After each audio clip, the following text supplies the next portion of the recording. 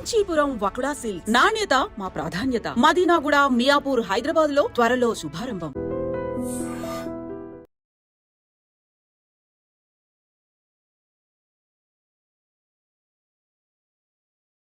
ఫిరాయింపుదారులకు సంబంధించి హైకోర్టు ఇచ్చినటువంటి మార్గదర్శకాలను పక్కదారి పట్టించడానికి ఇద్దరు ఎమ్మెల్యేల మధ్య ఒక గొడవ, దాడులు, మాటల యుద్ధాలు.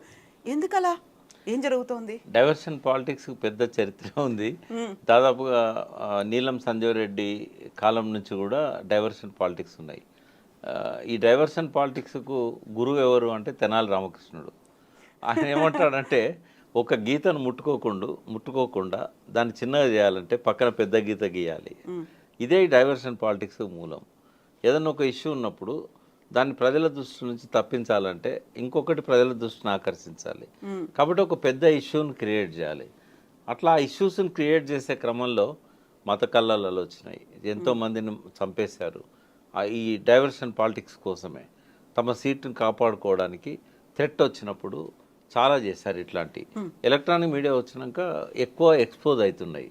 అంతకుముందు కూడా ఉన్నాయి, కానీ అప్పుడు ప్రింట్ మీడియా కాబట్టి పెద్దగా ఎక్స్పోజ్ కాలే. ఇప్పుడు ప్రజలు చూస్తున్నారు, బాడీ లాంగ్వేజ్ని అర్థం చేసుకుంటున్నారు. కొంతమంది విఘ్నులైన వాళ్ళకు పాలిటిక్స్ని క్లోజ్గా అబ్జర్వ్ చేసుకునే వాళ్ళకి తెలిసిపోతుంది వీడు పక్కదారి పట్టేయడానికి ఇష్యూ తీసుకొచ్చాడు అని. అయితే ఇవి మొదటి నుంచి ఉన్నాయి చరిత్రలో. అయితే నిజాయితీగా ప్రజల పట్ల ఒక ప్రేమ, మమకారం ఉండి పాలన చేసే వాళ్ళకి డైవర్షన్ పాలిటిక్స్ అనేటివి ఉండవు. బట్ తను చేసిన తప్పులను కప్పిపుచ్చుకోవడానికి, ప్రజల దృష్టిని మళ్లించడానికి కొంతమంది ఇటువంటివి చేస్తూ ఉంటారు. కాంగ్రెస్ పాలనలో ఉండేది కొంత, బట్ ఈ మధ్య కాలంలో ఇవి ఎక్కువైపోయినాయి. చంద్రబాబు ఇందులో ఆద్యుడు. ఆయన కూడా ఏంటంటే ఎప్పుడైనా తను తెలియచేసినా ఒకటి తప్పు జరిగినప్పుడు దాన్ని వెంటనే ప్రజల దృష్టి నుంచి తప్పించడానికి ఇంకో ఇష్యూ ముందు పెట్టేవాడు.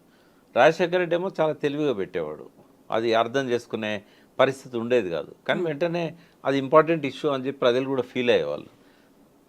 టీఆర్ఎస్ పాలనలో అటువంటి అవసరం కేసీఆర్కి అయితే రాలేదు. ఎప్పుడు కూడా ఆయన డైవర్షన్ పాలిటిక్స్ చేసిన ఉదాహరణలు అయితే నాకు గుర్తులేవు. ఏమైనా ఎవరంటే చెప్పాల్సిందే. బట్ ఇప్పుడు రేవంత్ రెడ్డి వచ్చినాక ఇది బాగా అయిపోయింది. ఆయన వచ్చిన 9 నెలల్లోనే డైవర్షన్ పాలిటిక్స్ చాలాసార్లు జరిగినాయి. అంటే ప్రజల దృష్టిని మళ్లించాలి, వాగ్దానాలు, హామీలు విఫలమవుతున్నప్పుడు ఇవన్నీ కూడా ఆయన తీసుకొస్తున్నాడు. ఆయన మాటల్లో ఉంటుంది, అది ఆయన ఎమ్మెల్యేల ద్వారా చేయిస్తున్న కార్యక్రమాల్లో కూడా ఉంటుంది. అసెంబ్లీలో కూడా జరుగుతూ ఉంది ఆ డైవర్షన్ పాలిటిక్స్ అనేటి. అందులో అబద్ధాలు చెప్పడము, డిస్టార్ట్ చేయడం కూడా డైవర్షన్ పాలిటిక్స్లో భాగమే. సభ దృష్టిని తప్పించడం ఇదంతా కూడా. అంటే ఇవాళ కౌశిక్ రెడ్డి కానీ, గాంధీ కానీ వీళ్ళు చేసింది కూడా హైకోర్టు ఇచ్చిన తీర్పును కొంత పక్కకు పోయే విధంగా ఉంటుంది. ఎందుకంటే అందులో గాంధీ లేడు, కేవలం 3 ఎమ్మెల్యేల మీదనే వాళ్ళు ఇచ్చారు. తెల్ల వెంకటరావు మారింది, అందరూ కలుపుకుంటే 10 మంది దాకా ఉన్నారు కదా. ఈయన ఇప్పటికీ నేను బీఆర్ఎస్ లోనే ఉన్నాను, నేనేం కండువా మార్చుకోలేదని ఆయన అనకపోయినా కూడా బీఆర్ఎస్ కదా టెక్నికల్గా. ఇప్పుడు మనం అసెంబ్లీ రూల్స్ ప్రకారంగా ఆయన ఇంకా బీఆర్ఎస్ఏ. ఎలక్షన్ కమిషను లేదా స్పీకరు డిస్క్వాలిఫై చేసేదాకా, రేపు హైకోర్టు డిస్క్వాలిఫై చేసేదాకా వాళ్ళు టెక్నికల్గా బీఆర్ఎస్ఏ. వాళ్ళు బీఆర్ఎస్ సంఖ్యను చూపెట్టేటప్పుడు వీళ్ళని కలిపే చూపెడతారు. 39 మందిలో 38 మంది, ఒకరు కాంగ్రెస్ గెలిచినా కూడా కంటోన్మెంట్ 38 మంది బీఆర్ఎస్ కిందనే ఉన్నారు ఇప్పుడు అఫీషియల్గా. కాబట్టి ఆయన చెప్పుకోవాల్సిన అవసరం ఏం లేదు. కానీ హైకోర్టు ఏదైతే ఇచ్చిందో యాంటీ డిఫెక్షన్ దానికి సంబంధించి వెంటనే షెడ్యూల్ను ప్రకటించండి అని చెప్పి స్పీకర్కి ఆదేశాలు ఇచ్చారో దాన్ని కొంత డైల్యూట్ చేయడానికి ఇది పనికొస్తుంది. నేను కౌశిక్ రెడ్డి వాళ్ళే పోయి దాన్ని ఇంప్లిమెంట్ చేయండి అన్నారు. ఇలా వాళ్ళు చేసిన పని వల్లనే అది డైవర్ట్ అయిపోయింది. అంటే కొందరేమో ఉద్దేశపూర్వకంగా డైవర్షన్ పాలిటిక్స్ చేస్తారు, కొందరేమో తెలిసి తెలియక యాదృచ్ఛికంగా చేస్తారు. దీని వెనకాల కేసీఆర్దో హరీష్ రావుదో వ్యూహం ఉన్నదని నేను అనుకోవట్లేదు. ఇది కౌశిక్ రెడ్డి ఇమ్మెచ్యూర్డ్గా సడన్గా ఈ రెచ్చగొట్టే విధంగా చీరగాజులు చూపెట్టి ఈ గాంధీని రెచ్చగొట్టే విధంగా ఆయన మాట్లాడిన మాటలు ఈ డైవర్షన్ కారణం తప్ప ఇది పార్టీ ఆలోచించి తీసుకున్నదో, కౌశిక్ రెడ్డి తీసుకున్న నిర్ణయాన్ని ఈ రకంగా మాట్లాడతాడని అనుకోకుండా వాళ్ళు ఇచ్చిన పర్మిషను, కానీ ఇంటెన్షనల్గా డైవర్ట్ చేయడానికి బీఆర్ఎస్ చేసిన ప్రయత్నం కాకపోవచ్చు అని నేను అనుకుంటున్నా. బట్ ఏమైనా డైవర్షన్ పాలిటిక్స్ మంచి కావు. నేరుగా ప్రజలతో విషయాలు చెప్పగలగాలి, ఎడ్యుకేట్ చేయగలగాలి. కానీ అంటే మనల్ని ఏమంటారంటే వీళ్ళు ఎప్పుడో శతకాల మనుషులు ఇట్లా మాట్లాడుతున్నారు, ఈ రోజుల్లో ఇట్లా జరుగుతుందా అనేది కూడా కామెంట్స్ వస్తాయి కింద. కానీ కోరుకుంటున్నాం. అప్పుడు ఎందుకు మాట్లాడలేదు, ఇప్పుడే ఎందుకు ఎప్పుడైనా మాట్లాడుతున్నారు మాట్లాడుతున్నారు అనేది. అదే వీళ్ళకి ఎక్కడిది అర్హత, వీళ్ళు ఇదే తప్పు చేశారు కదా, ఇట్లాంటివన్నీ వస్తున్నాయి. అప్పుడు ప్రకాష్ గారు ఎందుకు రెస్పాండ్ అవ్వలేదు, అప్పుడు ఎందుకు కవిత ప్రశ్నించలేదు, ఇవే అవును, మాటలు వస్తాయి ఇవన్నీ కదా. వస్తే వాస్తవమే. బట్ మా లిమిటేషన్స్ అంతే. ఇప్పుడు ఎవరి లిమిటేషన్స్ వాళ్ళకు ఉంటాయి. నాకున్న లిమిటేషన్ ఏంటంటే నేను గవర్నమెంట్లో భాగమై ఉన్నా. ఒకవేళ భాగంగా లేకపోతే నేను మాట్లాడేవాడిని. భాగంగా ఉన్నప్పుడు మీడియా ముఖంగా మాట్లాడలేము. వాళ్ళకి చెప్పగలుగుతాం ఇది తప్పు, ఇది కరెక్ట్ కాదు, ఇట్లా మార్చుకోవాలి. కానీ మీడియా ముఖంగా మాట్లాడితే ఏమైందంటే అది వైలేషన్ చేసినట్టు అవుతుంది. వాళ్ళు ఇచ్చిన స్వేచ్ఛను దుర్వినియోగం చేసుకున్నట్టు అవుతుంది. ఎవరైనా అంతే. ఇప్పుడు రేవంత్ రెడ్డి సీఎం స్థానంలో ఉన్నాడు. అంతకుముందు ప్రతిపక్ష నాయకుడిగా ఉన్నప్పుడు మాట్లాడినట్టు మాట్లాడకూడదు. బట్ ఆయన ఆ గీతం చెరిపేశాడు. ఇప్పుడు కూడా అదే భాష మాట్లాడుతున్నాడు. అది మంచిగా అనిపించదు. ఎవరికైనా కూడా తప్పు పట్టే విధంగా ఉంటుంది. డైవర్షన్ పాలిటిక్స్ వల్ల తాత్కాలికంగా ప్రజల కళ్ళను, ప్రజల దృష్టిని వాళ్ళు తప్పించగలుగుతారు కానీ శాశ్వతంగా తప్పించలేరు. ఏవైనా విషయాలు ప్రజల హృదయాల్లోకి ఒకసారి వెళ్ళినాయంటే తాత్కాలికంగా మీరు ఒక మేఘం అడ్డం వచ్చినట్టుగా తాత్కాలికంగా ఇష్యూని తీసుకొచ్చి ముందు పెడతారేమో, కానీ మళ్ళీ అది పైకి వస్తుంది, మళ్ళీ ప్రజల లోపల చర్చనీయాంశం అవుతుంది.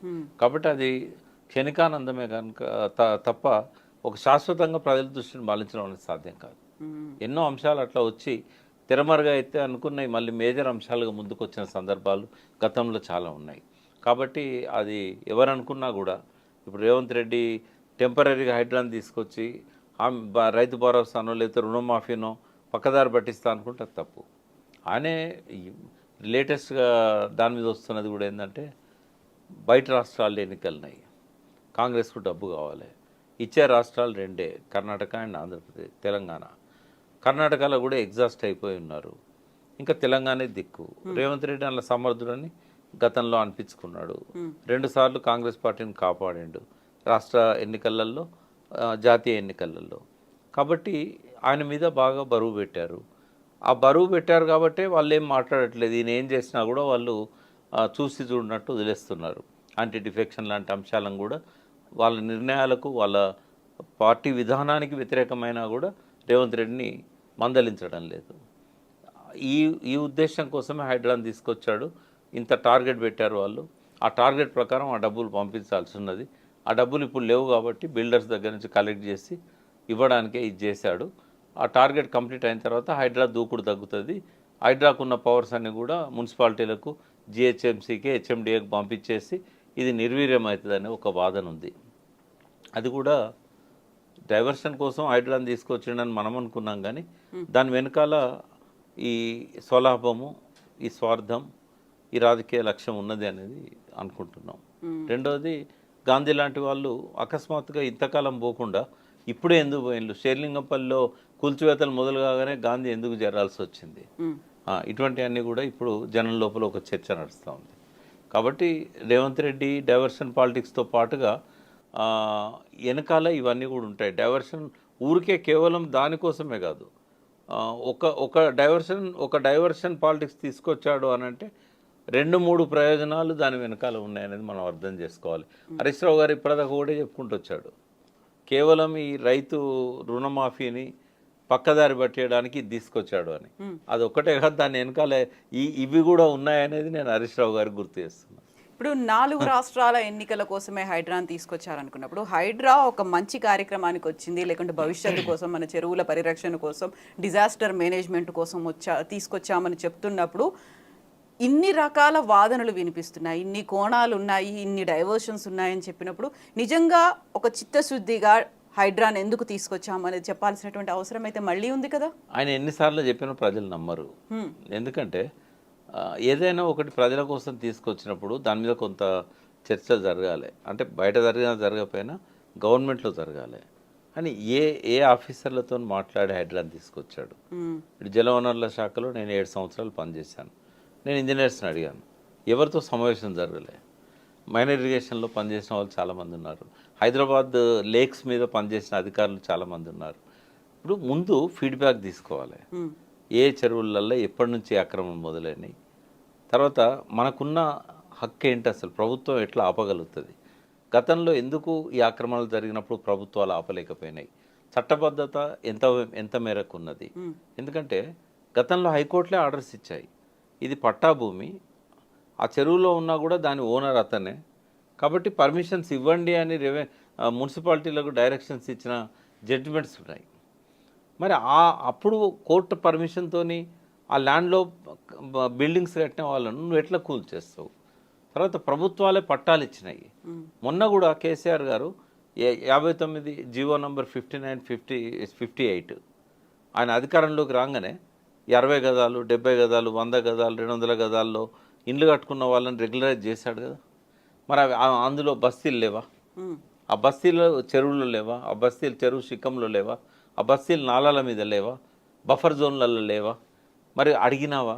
జీపీని పిలిచి కూర్చోబెట్టుకొని మన గవర్నమెంట్ ఇచ్చిన ఆర్డర్స్కి వ్యతిరేకంగా మనం కూల్చివేతలు టేకప్ చేయొచ్చా? అంటే బాదరగా దాన్ని ఇంప్లిమెంట్ చేయడంలోనే ఒక దురుద్దేశం అనేది దాని వేరే స్వప్రయోజనాలు అనేవి మనకు కనబడుతూ ఉన్నాయి. సరే, దాన్ని ఆ ప్రజలు అనుమానించకుండా ఉండడానికి ఒక సిన్సియర్ ఆఫీసర్ని తీసుకొచ్చి పెట్టాడు. అంత మాత్రాన ఎఫర్ట్ సిన్సియర్ అని ఎట్లా అంటాం? ఇంకోటి అటాక్ చేయడమే సెలబ్రిటీ మీద ఎందుకు చేయాల్సి వచ్చింది? ఇవన్నీ ప్రశ్నలున్నాయి.